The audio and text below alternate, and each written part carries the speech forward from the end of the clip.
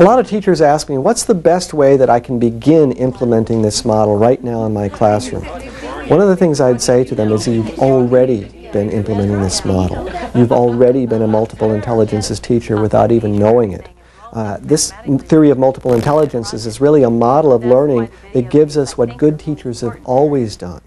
And you start to look at the components of the model. Teachers who use films, who use slides, who use a little bit of role playing in teaching, who use some background music, who get kids to think critically, who use cooperative learning, are already using many important elements from the theory of multiple intelligences. I know that several of you were talking about different ways that the kids process using the bodily kinesthetic. In my class, they may be just constantly moving by their desk, but yet they're processing, and that's how they're doing their multiplication, or that's how they're doing periods and question marks. They're processing through their movement. And maybe that's something we should bring to the staff to discuss. How can we get that type of information into a portfolio? I've created a kind of a model, a visual model, a mind map, as it were, to look at how to use the theory of multiple intelligences to teach. And if you put an objective in the center of that mind map and then begin asking the kinds of questions that I ask in the mind map, how would I use the spoken word or the written word? How would I use cooperative learning? How would I use music to teach that objective? How would I use physical activity, role play, manipulatives? How would I use pictures and images, art materials, metaphor, visualization? By asking these simple questions, you can begin to construct a range of strategies around a specific objective or concept. The way I would involve staff on implementing multiple intelligence, I would back map. I would first want to make sure I understand in my curriculum the standards or benchmarks that I want the students to learn. And I would make sure I use some form of a strategic planning process using my staff, my parents, administration, to really identify what's important to us in learning. So when you align the fact that there is something important that in our community we want students to learn, and the next you identify what are the standards for that learning, now we get to methodology. What's the best way to teach them? And with that, like anything else, teachers are researchers, investigators. So then it's a process. Let's go out and look at the different methodologies, the different approaches.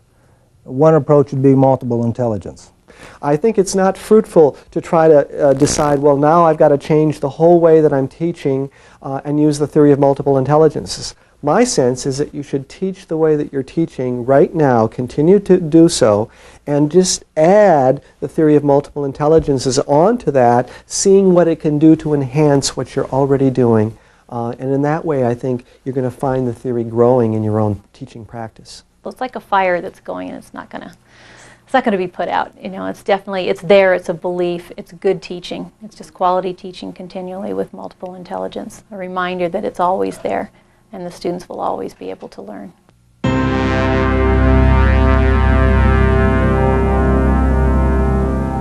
There's a lot that teachers can do in the classroom, but the theory of multiple intelligences can have even more impact if it happens at home.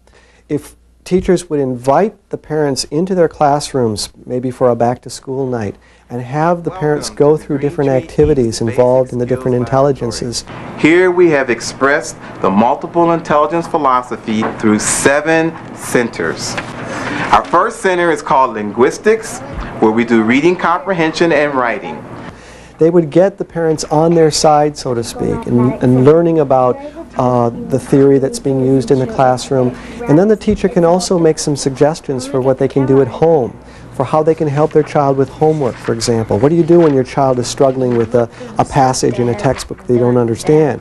Well, if you can show them through the theory of multiple intelligences that there are ways that they can role play, they can do pictures and images, visualizing the passage, and using other elements from the theory of multiple intelligences, this is going to support what the parent wants to have happen at home. The best way I find to sell it to the parents is also very true and very real. It's so beautifully simple. When you go to a parent in this day and age and you say, look, I'm going to take your child and identify the best way they learn, and then I'm going to teach to that.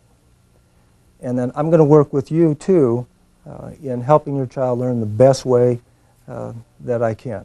That's a natural. The parent goes, yes, Any parent who cares about their child just hopes that we're going to take their student and find that genius. You know, it's like all parents before a child goes to kindergarten, they have that genius. And then it seems like when we enter school from the ages of 5 to 18, we're just, you know, average John Q. Public. And then after 18 again, when we go out in the world of work, we all become geniuses again and tell everybody, you know, how dumb everybody else is.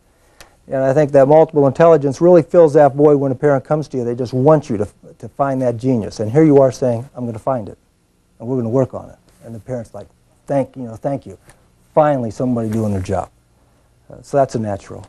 I also recommend that teachers ask parents to go home and document their child's multiple intelligences using things like videotape and audio tape and taking photographs of things that kids have made or done, and then they can bring that information in during a parent-teacher conference, and right away the conference will be on a positive note. Since we are a multiple intelligence school, I think it's important to have a wide range of authentic materials in the portfolio. So when we have parent-teacher conferences, the children can show their parents the whole picture of what it is that they're accomplishing, not just writing.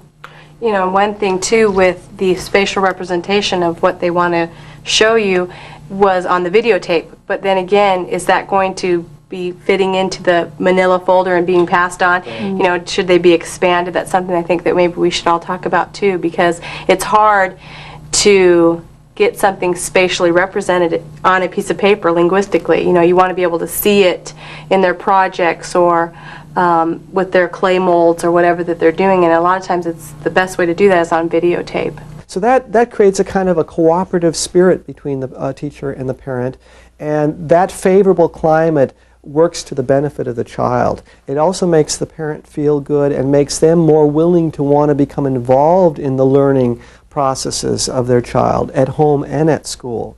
So by using the theory of multiple intelligences, by letting parents know about it and getting them involved in the whole process, they can really become their child's teacher at home and make more happen than we can by ourselves as teachers in the classroom.